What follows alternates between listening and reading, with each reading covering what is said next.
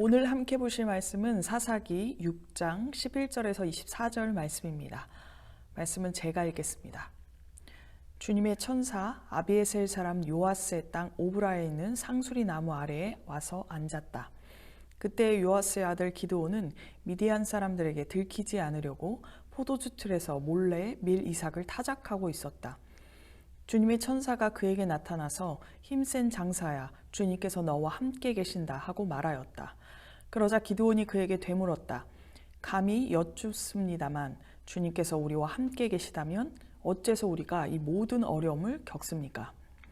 우리 조상이 우리에게 주님께서 놀라운 기적을 일으키시어 우리 백성을 이집트에서 인도해 내셨다고 말하였는데 그 모든 기적들이 다 어디에 있단 말입니까? 지금 주님께서 우리를 버리시기까지 하셔서 우리 미디안 사람의 손아귀에 넘어가고 말았습니다. 그러자 주님께서 그를 바라보시며 말씀하셨다. 너에게 있는 그 힘을 가지고 가서 이스라엘 미디안의 손에서 구하여라. 내가 친히 너를 보낸다. 기드온이 주님께 아뢰었다. 감히 여쭙습니다만 내가 어떻게 이스라엘을 구할 수 있습니까? 보시는 바와 같이 나의 가문은 므낫세 지파 가운데서도 가장 약하고 또 나는 아버지의 집에서도 가장 어린 사람입니다. 그러나 주님께서는 내가 반드시 너와 함께 있을 것이니 내가 미디안 사람들을 마치 한 사람을 쳐부수듯 쳐부술 것이다 하고 말씀하셨다. 기드온이 또 주님께 아뢰었다. 참으로 나를 좋게 보아주신다면 지금 나에게 말씀하시는 분이 정말로 주님이시라는 증거를 보여주십시오. 내가 예물을 꺼내와서 가져다 놓겠으니 내가 돌아올 때까지 떠나지 마십시오. 그러자 주님께서 대답하셨다. 내가 돌아올 때까지 내가 그대로 머물러 있겠다. 기드온은 즉시 가서 염소 새끼 한 마리로 요리를 만들고 밀가루 한 에바로 누룩을 넣지 않은 빵도 만들고 고기는 바구니에 담고 국물은 그릇에 담아 상수리 나무 아래로 가지고 가서 천사에게 주었다. 하나님의 천사가 그에게 말하였다. 그 고기와 누룩을 넣지 않은 빵을 가져다가 이 바위 위에 놓고 국물을 그 위에 부어라.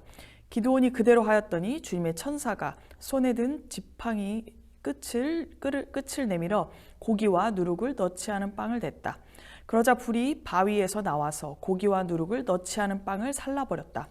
그런 다음에 주님의 천사는 그 앞에서 사라져서 보이지 않았다. 기드온은 그가 주님의 천사라는 것을 알고 떨면서 말하였다. 주 하나님, 내가 주님의 천사를 대면하여 배웠습니다. 그러자 주님께서 그에게 말씀하셨다. 안심하여라. 두려워하지 말아라. 너는 죽지 않는다. 기드온은 거기에서 주님께 제단을 쌓아 바치고는 그 제단을 여호와 살롬이라고 불렀다. 그 제단은 오늘까지도 아비에셀 사람의 땅인 오브라에 서 있다. 기드온의 소명 기사는 사사기에서 가장 깁니다. 그만큼 의미하는 바가 크다는 말입니다. 기드온은 인간적인 면에서 모든 것이 준비된 사람이었습니다. 많은 부하들과 재산을 소유하고 있었고 뼈대 있는 가문에서 태어난 귀족이었습니다. 뿐만 아니라 사사로서의 지도력과 결단력도 잘 갖춘 사람이었습니다. 외적으로는 무엇 하나 부족됨이 없는 사람이었습니다만 내적으로는 인간적인 열등감에 사로잡힌 나약한 사람이었습니다. 여호와의 천사가 기드온을 찾았을 때 기드온은 미디안 사람들의 눈을 피해서 포도주 틀에서 들어가 몰래 이삭을 타작하고 있었습니다. 넓은 공간에서 해야 하는 일을 굳이 좁은 공간에서 감당하고 있었습니다. 그런 형편과 처지가 우리 보기에도 딱하기만 합니다. 그런 기드온에게 천사가 이렇게 이야기합니다. 주님의 천사가 그에게 나타나서 힘센 장사야, 주님께서 너와 함께 하신다. 천사의 말에 기드온이 묻습니다. 주님께서 나와 함께 계신다면 어째서 우리가 이 모든 어려움을 겪는 것입니까? 그리고 또 이렇게 묻습니다. 우리의 조상이 우리에게 주님께서 놀라운 기적을 일으키시어 우리 백성을 이집트에서 인도해 내셨다고 말하는데 이 모든 기적들이 다 어디에 있단 말입니까? 또 묻습니다. 지금은 주님께서 우리를 버리시기까지 하셔서 우리가 미디안 사람의 손아귀에 넘어가고 말았습니다. 13절 말씀입니다. 그런데 여러분, 이스라엘 고통은 하나님이 함께 하시지 않기 때문에 이루어진 것이 아니라 이스라엘의 죄 때문입니다. 기드온의 반문에 여호와께서 이제는 직접, 천사가 아니라 본인이 직접 반문하십니다. 너에게 있는 그 힘을 가지고 가서 이스라엘을 미디안의 손에서 구하여라. 내가 친히 너를 보낸다. 또다시 기드온은 소명에 순종하지 않고 반론을 제기합니다. 자신은 그 일을 감당할 자격이 안 된다고 말하는 것입니다. 하나님의 눈으로 본인을 보지 못하고 자신의 약점을 드러냈습니다. 하나님의 일을 하는 사람은 사람의 눈이 아니라 하나님의 눈으로 자신을 볼 수 있어야 합니다. 하나님께서 우리에게 소명을 주실 때에는 감당할 만한 능력도 함께 주십니다.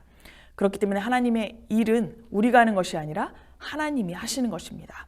그저 우리는 그분을 도와드리는 도구일 뿐입니다. 하나님께서 다시 말씀하십니다. 내가 반드시 너와 함께 있을 것이니 내가 미디안 사람들을 마치 한 사람 쳐부수듯이 쳐부술 것이다.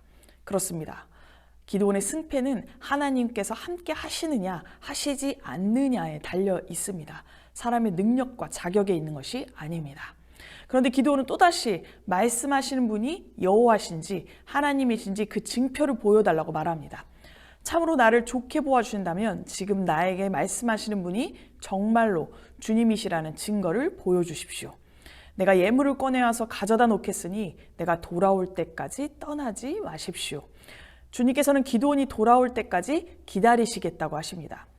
기드온이 가져온 제물은 당시 우상에게 바치는 양이었습니다. 기드온은 하나님을 세상에 섬기는 우상 정도로 생각했습니다. 그럼에도 주님은 그 제물을 받으셨습니다. 기드온은 거듭거듭 주님의 요청을 거절했습니다. 눈에 보이는 상황에 집착했습니다. 주님의 일하심, 주님의 함께하심을 깨닫지 못했습니다. 끊임없는 표징을 요구했습니다. 그럴 때마다 주님께서 어떻게 하셨습니까? 인내하시고 기다려주십니다. 이것은 눈에 보이는 것으로 하나님의 사람의 자격을 정하는 기드온을 가르치시는 하나님만의 특별한 방법입니다. 자격 없는 기드온을 부르셔서 주님의 사람으로 만드시는 것을 통해서 기드온 본인이 스스로의 삶을 통해서 그가 하나님이 날 부르신 이유, 자격을 통해서 주님의 능력이 주어지는 것이 아니라는 것을 스스로 그 삶을 통해서 깨닫게 하기 위함입니다. 사랑하는 성도 여러분, 자신을 보잘것없는 자라고 지금 생각하고 계십니까? 혹은 그러셨던 적이 있으십니까? 여러분의 능력은 여러분께 있는 것이 아니라 하나님께 있는 것입니다. 미디안 대군을 한 사람 치듯 할 사람이 바로 여러분이십니다. 오늘도 보이는 것에 집착하지 마시고 갈 길을 바로 보고 주님 가신 길을 따라가는 저와 여러분 되시기를 간절히 축원합니다. 다 같이 기도하시겠습니다. 사랑의 하나님, 늘 세상의 눈으로 나를 보았던 어제를 회개합니다. 말씀을 통해 저에게도 기드온과 같이 하나님께서 함께 하시는 놀라운 능력이 있음을 믿습니다.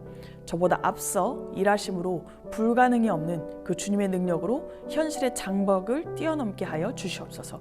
예수님의 이름으로 기도드립니다. 아멘. 아까 설교 마무리에 여러분들께 여쭤봤는데요. 기드온처럼 나약하게 초라하다고 내 자신을 여겼던 적이 있으십니까? 그렇게 느껴졌던 때는 언제이며 또 그것이 무엇입니까? 환경입니까? 나의 조건입니까? 나의 외모입니까? 나의 능력입니까? 여러분이 바라보는 본인의 삶은 도대체 어떤 모습이십니까? 우리가 되는 것은 우리의 조건이나 환경이 아니라 오로지 하나님께서 함께 하시느냐 함께 하시지 않느냐입니다. 그것으로 인해 우리의 삶이 결정됨을 여러분 잊지 마시기 바랍니다. 하나님은 오늘도 어김없이 우리와 함께 하십니다.